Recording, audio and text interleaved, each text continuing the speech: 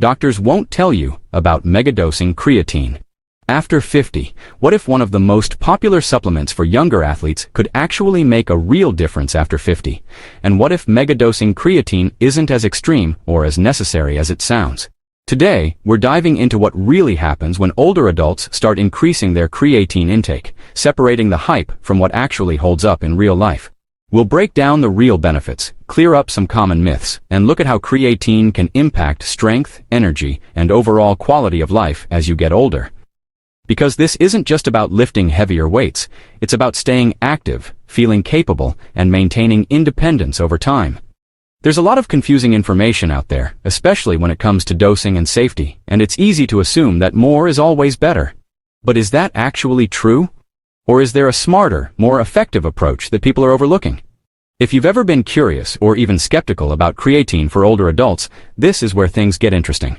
Stick around, because number 6 might completely shift the way you think about aging, performance, and what your body is still capable of. But before we begin, drop your name and the city you're watching from in the comments below. Alright, let's get started. Number 1, muscle loss slows down, but it's not automatic. Have you ever feel like your strength just isn't what it used to be after 50? You're not imagining it. As we get older, the body naturally starts to lose muscle mass. A process often called age-related muscle loss, and that can make everyday things feel a bit more challenging than before. Lifting, carrying, even staying active can take more effort. But here's the encouraging part. It's not something you have to just accept and live with. This is where creatine can actually make a meaningful difference. When paired with regular resistance training, like weightlifting, bodyweight exercises, or even resistance bands, it can help support strength, preserve muscle mass, and improve overall performance. It's not about turning back the clock overnight, but about giving your body the support it needs to stay strong and capable. Now, there's a common belief that taking more creatine will speed everything up. More scoops, faster results, right? Not quite. The reality is, higher doses don't automatically mean better outcomes. What really matters is consistency. Taking the right amount daily and combining it with proper training. That's where the real progress comes from. Think of creatine as a helpful tool, not a shortcut. It works best when it's part of a bigger picture, staying active, training regularly, and taking care of your body. Over time, those habits supported by creatine can help you maintain strength, move better, and feel more confident in what your body can do. So instead of chasing quick fixes, it's about building a routine that works for you and sticking with it. Because even after 50, progress is still very much on the table. You just need the right approach to unlock it. Number 2, energy levels. May feel more stable. Do you ever feel surprisingly drained, even on days when you haven't done anything particularly intense? That low, lingering fatigue can sneak up more often as we get older, and it's not always easy to pinpoint why. This is where creatine starts to show benefits that go beyond just the gym. Creatine plays a key role in helping your cells produce quick, usable energy. And it's not just your muscles that rely on that energy. Your entire body does, including your brain. That's why some older adults report feeling a bit more energized during everyday activities. Things like walking, doing chores, or even staying focused throughout the day can start to feel less tiring. It's not a dramatic, overnight boost, but more like a steady improvement in how your energy holds up over time. Now, here's an important point that often gets misunderstood. It might seem logical to think that taking more creatine would lead to even more energy, but that's not really how it works. Your body can only store and use a certain amount at a time. Once those stores are filled, taking extra doesn't necessarily give you extra benefits. It just goes unused. That's why mega dosing isn't the answer. Instead of chasing higher amounts, it's much more effective to focus on consistency. Giving your body a steady, manageable supply it can actually use. So if you've been feeling that everyday fatigue creeping in, creatine might offer a small but meaningful edge. Not by overwhelming your system, but by supporting it in a way that helps you feel a little more capable, a little more energized, and a lot more ready to take on your day. Number 3, brain health gets a subtle boost. Here's something that tends to surprise a lot of people. Creatine isn't just about muscles and workouts, it actually plays a role in how your brain produces and uses energy too. And as more research comes out, there's growing interest in how this might support cognitive function, especially as we get older. Think about it like this. Your brain, just like your muscles, needs a steady supply of energy to perform at its best. Whether it's staying focused, remembering things, or just feeling mentally sharp throughout the day, energy availability matters. Creatine helps support that process by contributing to your brain's energy system, which is why some people notice subtle improvements in things like mental clarity and focus. Now, it's important to keep expectations realistic. Creatine isn't a magic fix for brain fog, and it's definitely not a replacement for good sleep, nutrition, or staying mentally active. But as part of a balanced routine, it may offer a small but meaningful boost, especially over time. And here's where a lot of people get it wrong. More isn't always better. It might be tempting to think that higher doses will lead to bigger cognitive benefits, but your body and your brain can only use so much. Once those levels are topped up, taking extra doesn't really add anything useful.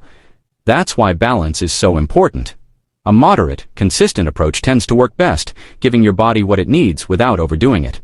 So while creatine might not be the first thing you think of for brain health, it's definitely an area worth paying attention to.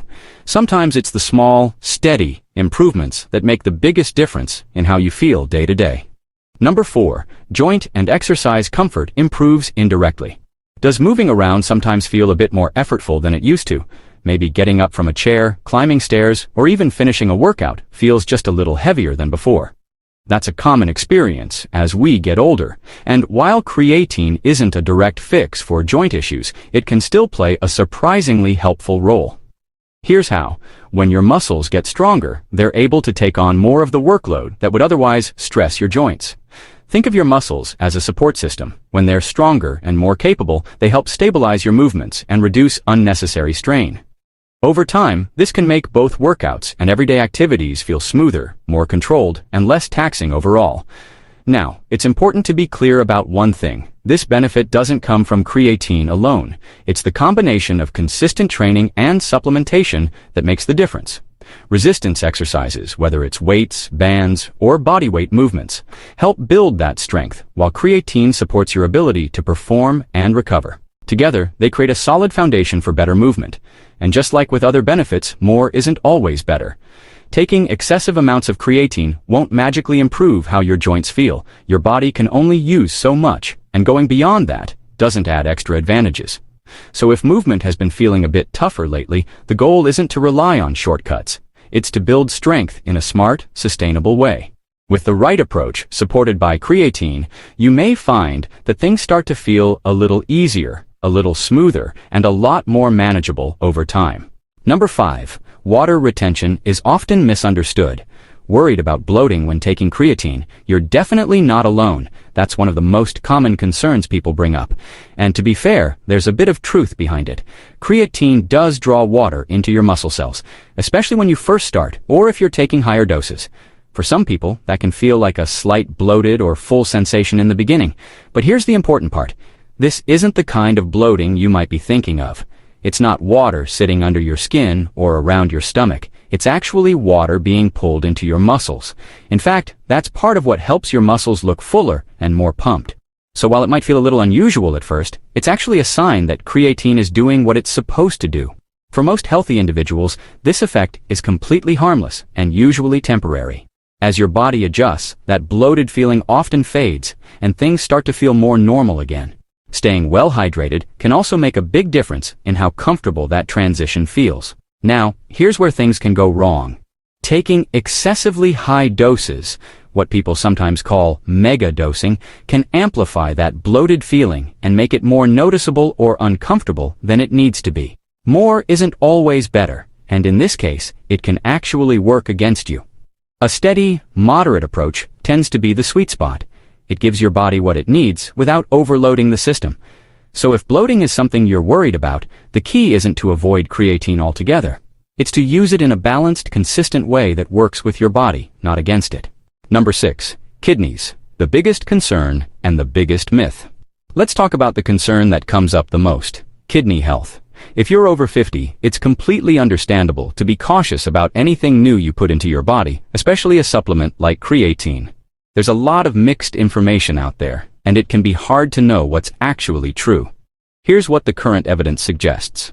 For healthy individuals, taking creatine at standard, recommended doses is generally considered safe. Many people use it long-term without issues, especially when they stay within those typical daily amounts. So if you're in good health, that alone should offer some reassurance. But this is where things really matter: dose and context. Taking far more than recommended, often referred to as megadosing, doesn't give you extra benefits. In fact, it can do the opposite. Your body can only process and use a certain amount, and pushing beyond that limit may place unnecessary stress on your system. For anyone with pre-existing kidney concerns, that's especially important to keep in mind. This is one of those situations where more is definitely not better. A moderate, consistent approach is not only more effective, it's also the safer route. Think of creatine as something that supports your routine, not something you need to overload your body with. If you have any underlying health conditions, or even just want peace of mind, it's always a smart move to check in with a healthcare professional before starting. That way, you know you're making a choice that fits your specific situation. At the end of the day, creatine can be a helpful tool, but like anything else, it works best when used wisely and responsibly. Number 7, your body doesn't store unlimited creatine. Here's something a lot of people don't realize, and it can save you both money and frustration. Your muscles have a limit to how much creatine they can actually store. Think of it like a cup. Once it's full, pouring more in doesn't make it extra full, it just spills over. The same thing happens in your body. Once your creatine stores are topped up, taking more doesn't mean more strength, more energy, or faster results. Your body simply can't use the excess, so it ends up getting filtered out and excreted. In other words, you're not getting extra benefits, you're just wasting it. This is where the idea of megadosing starts to fall apart. It might sound like a shortcut to faster progress, but in reality, it doesn't work that way. More isn't better, it's just more, and in some cases, it can even make things less comfortable without adding any real advantage. A steady, consistent intake is what actually makes the difference. By giving your body the right amount regularly, you keep your muscle stores at optimal levels without overdoing it. It's simple, effective, and much more sustainable in the long run. So, instead of chasing bigger doses, focus on smarter habits. Because when it comes to creatine, it's not about how much you take, it's about how consistently you use it. Number 8, the sweet spot is simpler than you think. So what actually works best when it comes to creatine? The good news is, it's a lot simpler than you might think. For most people, including those over 50, a daily dose of around 3 to 5 grams is more than enough to keep your muscle creatine levels fully topped up. No complicated strategies, no guesswork, just consistency. You might have heard about something called a loading phase, where people take higher amounts for a short period to fill their stores more quickly. And yes, that can work, but it's not a must. You'll still reach the same point with a regular daily dose. It just happens a bit more gradually. What really matters isn't how fast you get there, it's staying there. And that's where a steady, moderate intake shines. By taking the same reasonable amount every day, you give your body exactly what it needs to support strength, energy, and recovery without overdoing it. On the flip side, long-term megadosing doesn't offer extra benefits. Once your muscle stores are full, taking more doesn't push things further, it just becomes unnecessary. So instead of chasing bigger doses or complicated routines, keep it simple. A small, consistent habit is what delivers the most reliable results over time, and when it comes to something like creatine, that steady approach is what really pays off. So, are doctors really hiding something, or is it just that the basics work better than extreme approaches? Creatine can absolutely support strength, energy, and even brain function as you age. But megadosing isn't the secret shortcut it's often made out to be. What do you think? Would you try creatine after 50, or does the idea still make you hesitant?